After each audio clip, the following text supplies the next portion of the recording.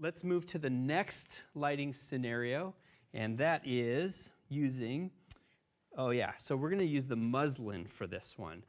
And with this, I'm going to bring in the giant umbrella.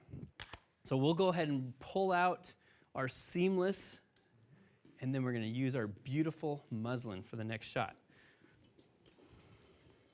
Up until now, everything has been just the seamless, the solid black seamless, which is great, but sometimes we like a little bit of texture in the background, and that's what we're going to do next. And while they move that, I am going to position our big umbrella. Let's move you back to about there.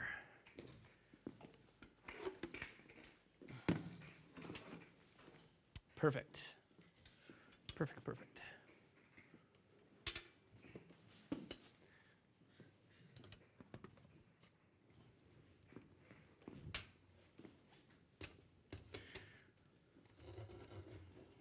Now, remember from earlier today, an umbrella casts light a lot more wildly than a softbox does. And so that's one of the things that's going through my mind here is I'm thinking about, well, how close do I want everything to be to the background? How much of that backdrop do I want to show?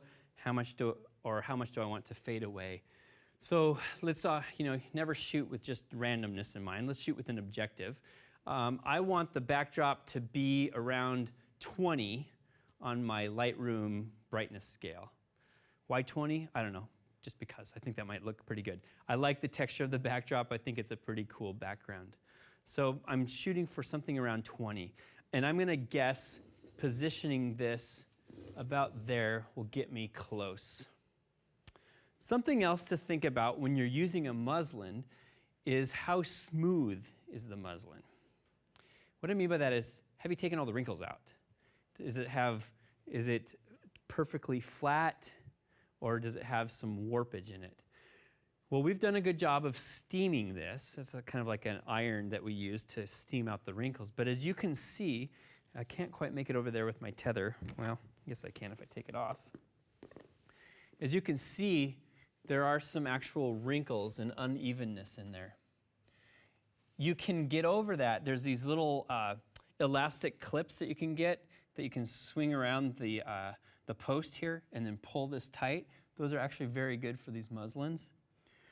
But in the absence of that, and we don't have those here today, I need to think about and make sure that my light isn't showing off the wrinkles in the background, okay? To get away from that, I either have to move him farther away or I have to make the light a little bit more direct on the background so you don't show that side lighting, that profile. So we'll see how it turns out. It may be just fine. And I may be talking about something that may not show up in the final photo. Oh, sorry. I'm going to now use this diffusion dome on the flash because I'm using a big, huge umbrella, and I want that light to spread all around inside of the umbrella. Okay, throw that in there. Lock it down. And I'll go back up to, let's go to quarter power. There we go, we're at a quarter power.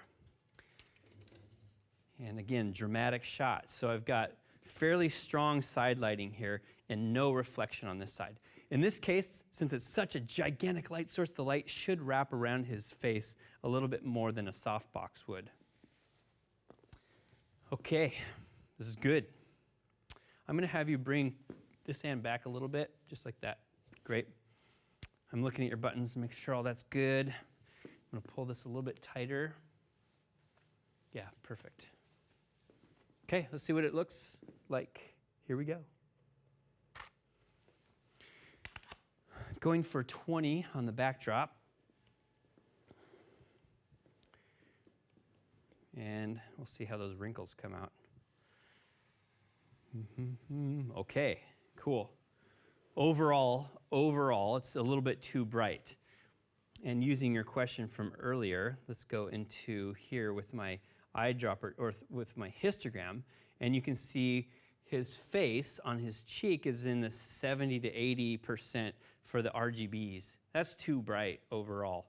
So regardless of what the background's doing, I know that his face is too bright. So I need to reduce the overall brightness by, a stop, at least a stop.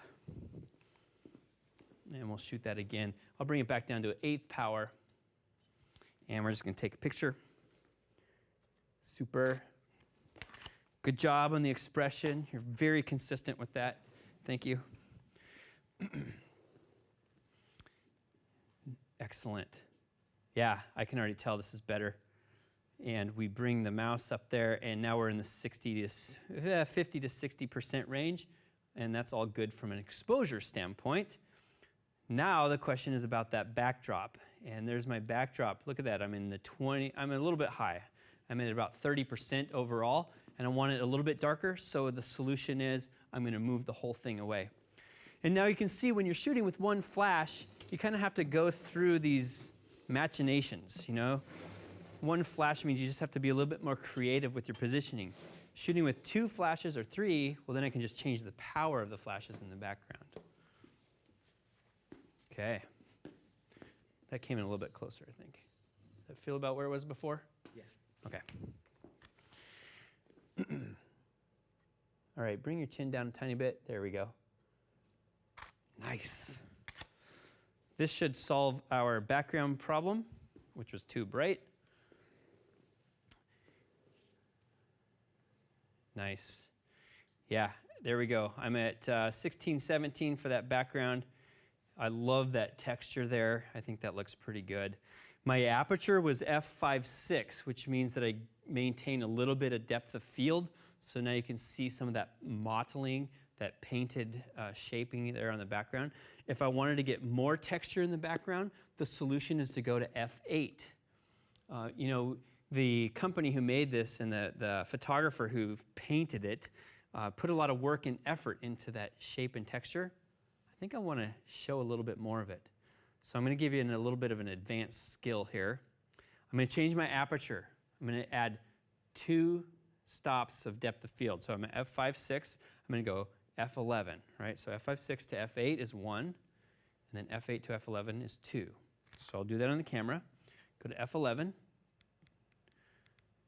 So now I'm at f11. Then what I need to do is I need to increase the brightness of my flash by 2 stops as well, right? Okay. So I'm at 1/8 power. So now I'm going to go 1/4 and then 1/2. 1/4 and then 1/2. All right.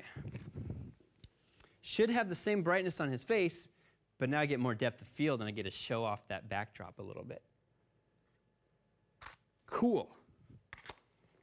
Hopefully it all came together. Great. Already I can see it.